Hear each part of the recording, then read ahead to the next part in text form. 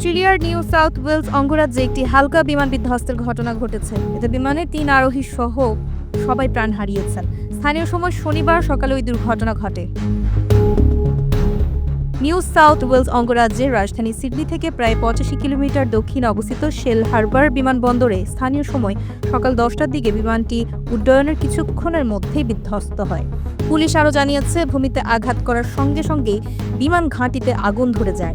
পরে fire and rescue new south ওয়েলসের সদস্যরা আগুন নিয়ন্ত্রণে আনেন। দুর্ঘটনায় 3 জনের মৃত্যু নিশ্চিত করা হয়েছে বলেও জানিয়েছে পুলিশ।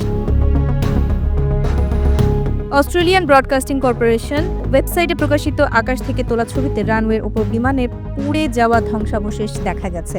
এছাড়া ঘটনা তদন্তের জন্য কমিটি গঠন করা হয়েছে এবং অস্ট্রেলিয়ান ট্রান্সপোর্ট সেফটি ব্যুরোকে বিষয়টি অবহিত করা হয়েছে বলেও উল্লেখ করা হয় বিবৃতিতে।